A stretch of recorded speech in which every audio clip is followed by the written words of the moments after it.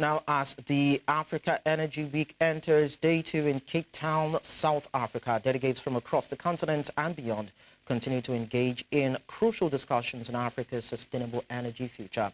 They're also highlighting the urgency of addressing energy poverty and accelerating the energy transition in Africa, with panel discussions exploring the responsive strategies Africa can adopt to bolster its energy security and position itself as a leader in renewable energy. And right now, standing by to talk to us more about this is Bongani Siziba, who has been covering the Africa Energy Week, and she'll be giving us updates as regards what discussions have been looking at the summits. Bongani, good morning to you. Let's have the update as regards the Africa Energy Week that we've seen play out so far in the last 2 days.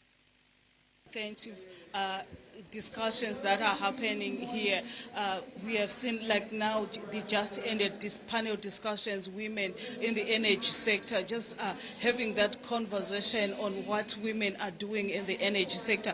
But also the discussions that have been here about the challenges that the energy sector face, especially in Africa. We have the Minister of Nigeria who also spoke about the poverty in energy sector, and also the message that he's going to take to COP29. We know that COP29 is coming. But let me just bring in a guest just to speak as a woman in the energy sector, just to speak to us about this conversation that they were just having here. Good morning, ma'am, and thank you for joining us. Just take us through the conversation that you're just having here. Okay.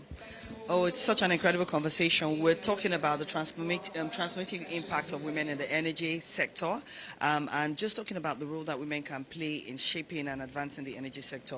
A lot of our conversations was focused around leadership of women, visible leadership, and how women can role model what it means to be a woman leader in the industry. But we also spent a lot of time talking about sponsorship, how women, we can create platforms for other women to also step into the industry and not just do well, thrive, and actually rise to senior positions.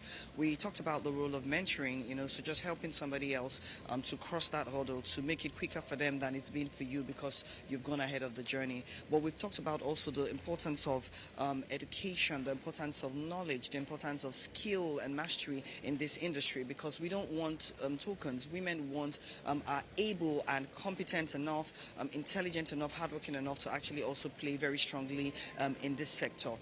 Each of the companies, we spent some time also talking about what our individual companies are doing, ENI, the BPs, the SLBs, the Seplat Energies, of this world, and all the initiatives that we're doing to promote women to come into the industry from the early stages of secondary school all the way to university, and then also keeping them, so pretty much creating the opportunities, attracting and retaining women to be in the industry for the long haul. We also talked about what it would mean for women in the future of this industry.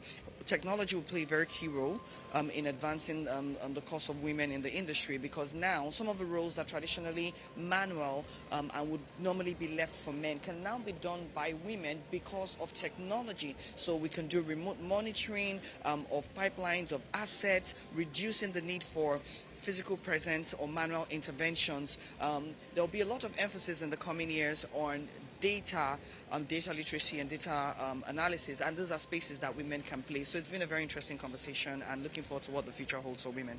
Are we seeing enough women in the energy space, and if not, what are the barriers?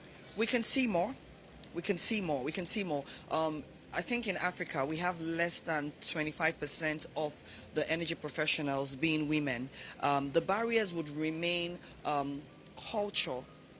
Barriers would remain women in Africa, working in Africa would typically prioritize family life over their careers, or they would pick careers that allow them more time and more flexibility to be a wife, to be a mom, to be a nurturer, to be a home giver, and also just the perception that it's an old boys club and there's not enough spaces for them. So those are the barriers. But can we change that? Yes. If we have organizations that have inclusive policies where women can take longer time off work, where women can have things like something as basic as a creche, rush. A woman knows that her child is in the same building. She can focus and get her work done. Things like remote working, right? COVID and technology has changed the models of work now, where we can actually have people working remotely. And so women can no longer have that as an excuse, as a barrier to entry into the industry. So we have women in the industry, but we need more women in the industry because it's been shown by statistics from the big consulting firms that organizations that are more diverse do 30% better, the bottom line. And that's what we're here for, to add value to the stakeholders. Thank you so much. Lincoln, that was Uche and Chamber. They just taking us through the conversations that are happening here. But this is not the only conversation that is happening here. Earlier on, we had the Minister of Minerals for South Africa, who was talking about how South Africa is going to move from coal to renewable. But what he said, the key point there, that it's not easy for African countries to move away from coal. Okay. What the Western world need is pressuring African countries to move away from coal. And also they spoke about the funding, SMEs, how the SMEs are being funded, whereby you see investors coming into Africa and investing into Africa, but also taking advantage of small businesses. So the conversation here are still going on. Today is day 3. Tomorrow rather, day 4, and then we'll come back to you and tell you more about what is happening here. It's back to you now.